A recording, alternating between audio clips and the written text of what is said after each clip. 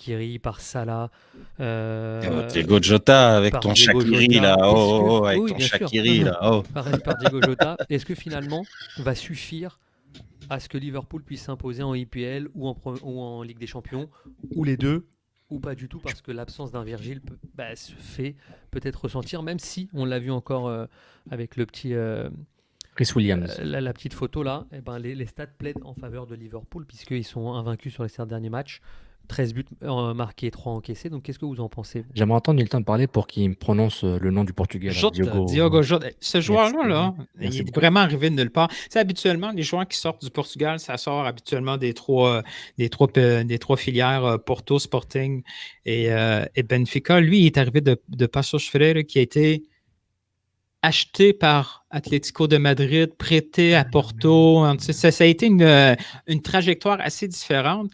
Puis, il a toujours passé un peu sous le radar. Les fameuses équipes U19, U21, c'était pas un régulier nécessairement. Et je me souviens de l'avoir vu la première fois avec Wolverhampton et je comprenais pas trop pourquoi il était là. Bon, ça doit être un ami à George Mendes, là. Mais sur le terrain, il correspond exactement à la philosophie de Klopp, Dortmund style, où c'est l'intensité à son maximum dans le pressing, c'est l'intensité avec le ballon, il provoque des fautes, là. C'est fou, les fautes. Mais pour vous, donc, le potentiel offensif peut suffre à passer au travers d'une saison sans Virgile. Moi, je pense que oui, mais je veux te dire un truc. Par contre, c'est trop tôt pour se prononcer là. Tu peux pas dire là tout de suite qu'ils vont gagner la IPL. Tu sais, c'est tellement serré, il y a tellement d'impôts. Si ça peut suffire. Mais oui, moi je pense que oui, parce que c'est une équipe qui, oui, ils ont perdu Van Dijk. Oui, là, ils viennent de perdre Fabinho. Mais et ils ont perdu Robertson au dernier match. Non, Arnold. Ah oui, c'est vrai, c'est l'autre côté. Donc, moi, je pense quand même qu'au milieu de terrain, ça reste encore quand même très solide. Je pense quand même que le cœur de cette équipe, c'est quand même Jordan Henderson, qui est un joueur, moi, personnellement, que j'ai jamais aimé. J'ai toujours trouvé un peu vite fait quand il était à Sunderland. J'ai cru que tu allais dire complètement l'inverse. Genre, comme moi, c'est un joueur que j'ai adoré, qui est non, pas du tout. Ce côté. Non, mais c'est un joueur qui était même très moyen pendant très longtemps, puis je pense qu'il a, sous la houlette de Gerrard, il a quand même appris les rudiments. Il est à Liverpool depuis quand même très longtemps, puis il a hérité du brassard en plus, donc c'est pas n'importe quoi. Et son leadership, sa présence au milieu de terrain, je pense que quand il est là, il apporte un certain équilibre qui fait que, tu le disais il y a 2 semaines, je crois, Sid, tu disais là maintenant ils sont plus exposés, donc on voit que Robertson, qu'Alexander Arnold, c'est pas des super bons défenseurs, etc. Mais justement avec sa présence à lui et celle d'un gars comme Naby Keita aussi qui a maintenant un peu plus d'années d'ancienneté, d'expérience, la présence aussi d'un Thiago Alcantara. Je pense que le milieu de terrain est tellement solide et justement la présence d'un Diogo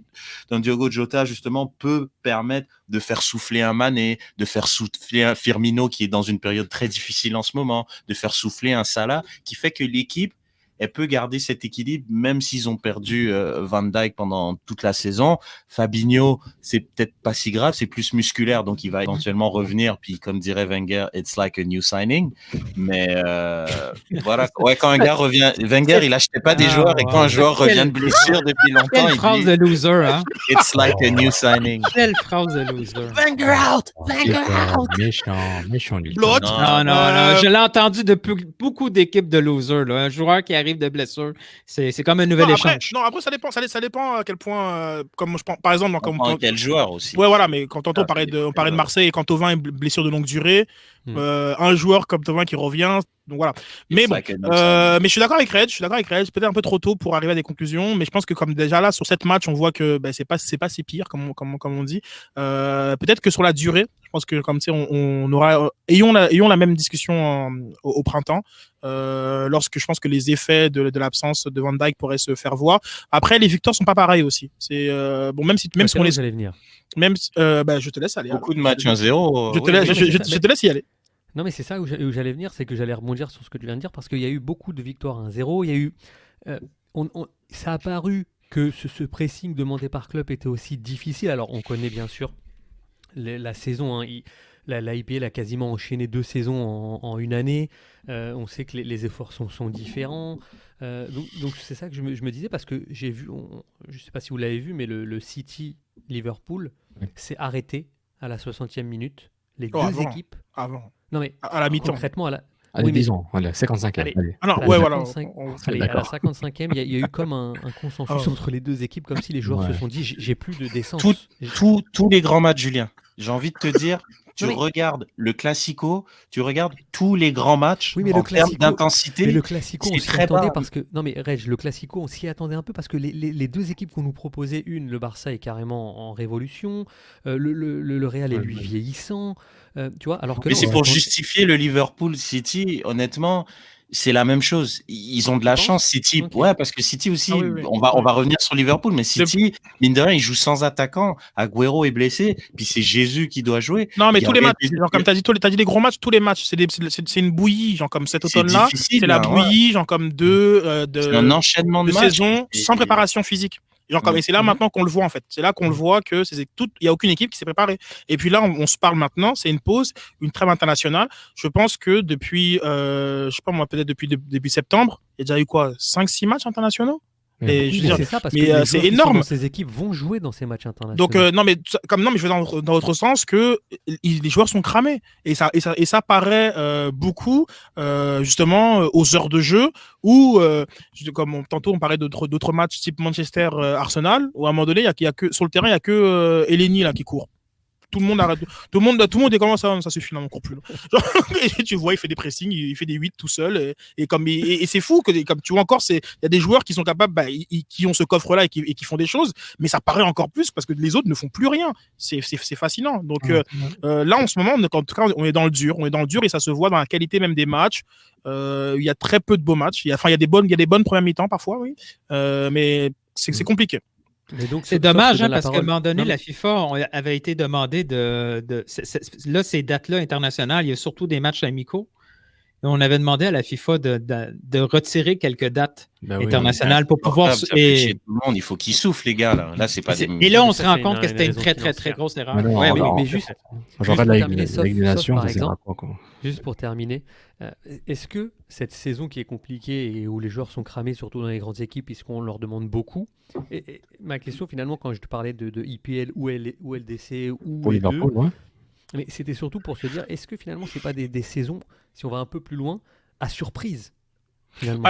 Alors, par rapport à ça, donc en ce moment, puis encore une fois, l'échantillon est court. L'avantage à domicile, à l'extérieur, voilà, ça. Bye. Genre y a comme pas juste ça.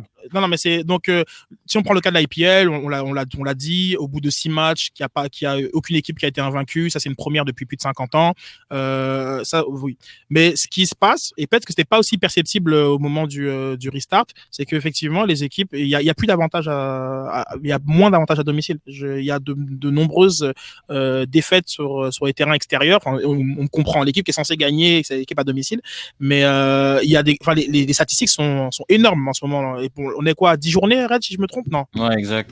Voilà, donc en tout cas, à date, c'est pas tous les championnats qui ont les 5 changements. Donc après, c'est très difficile de faire des comparaisons entre championnats. Donc là, je reste sur la IPL.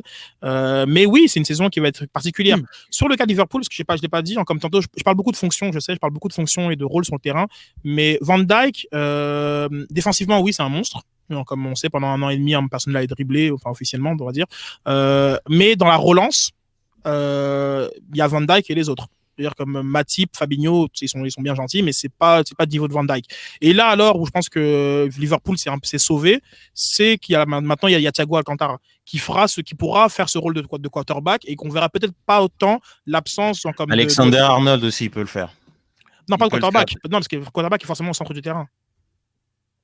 Pas nécessairement quand tu regardes la NFL, mais bon, après, il peut être partout sur le terrain, mais il peut lancer un bon ballon du côté droit aussi. Ah oui, mais comme c'est pas le même type de, c'est même pas le même type de relance, genre comme, oui, genre comme, enfin, le pied d'Arnold ou même de Robertson, ils sont extraordinaires. C'est comme, mais j'étais spécifique sur les centraux. Je parle vraiment, oui, voilà, je parle vraiment des centraux, et à ce titre-là, je pense qu'on va beaucoup voir justement, pour avoir le langage NFL, Alcantara dans la pocket, redescendre pour aiguiller le jeu à la place de Van Dijk qui le faisait en prenant comme 30 mètres. C'est comme, tu sais, se dire Van Dijk, c'est des Thiago Silva, c'est qui encore qui est un peu comme ça, Laporte, Boateng.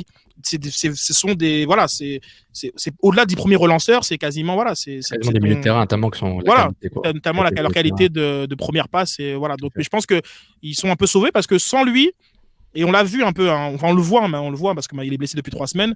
C'est pas pareil hein, dans le. Mais en parlant de ça, c'est pas très c'est pas pareil, c'est vrai, offensivement. En plus, Van Dijk, je le mets dans la catégorie Ramos parce que lui, il marque des buts sur corner quasiment où il est clutch. Et puis il est tellement dangereux. S'il marque pas, il met la tête, puis c'est comme Maguire. C'est Maguire là, de United, disons, avec Leicester, j'ai l'impression qu'il marque à chaque fois. Ouais. Voilà. Mais pour Liverpool, je finis sur ça, Julien, c'est que il y a deux choses que j'ai trouvé intéressantes. C'est que quand ils détruisent Atlanta 5 ans en Ligue des Champions, Atlanta, c'est quand même le club qui a marqué le plus de buts en Serie A l'an dernier. Ils ont marqué 12 buts de plus que Rome, qui était le deuxième en termes de buts. Quasi en Europe, non, limite. C'est possible dans le top de l'Europe, mais. L'an passé, Atalanta. Oui, l'Europe. Oui, c'est la meilleure attaque d'Europe. Donc, ils sont pas affaiblis dramatiquement. Ils sont améliorés même. Oui, exactement. Donc, on se dit, ok, wow, Liverpool is back. Là, c'est plus le Big 3, c'est le Big 4 avec Jota, pardon, et puis laisse faire ton Y, toi. Jota. L'ex-portugais de Wolves, le portugais ex Wolves. Et ce qui est intéressant quand même, c'est que ça prouve la structure du club défensif et aussi la philosophie de jeu, si vous permettez son mot. Puis, ils peuvent pas se permettre de perdre Henderson, Wijnaldum et Thiago et Fabinho.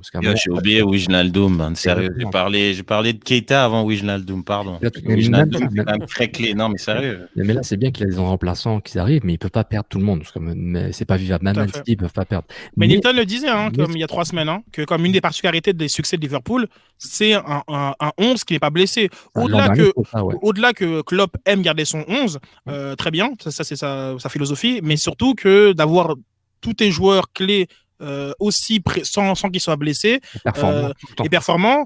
C'est parfois c'est ça qu'une saison se joue sur ça en fait. C'est comme on l'oublie après, on passe à autre chose, mais on sait pas. C'est des choses, c'est des détails qui sont très importants.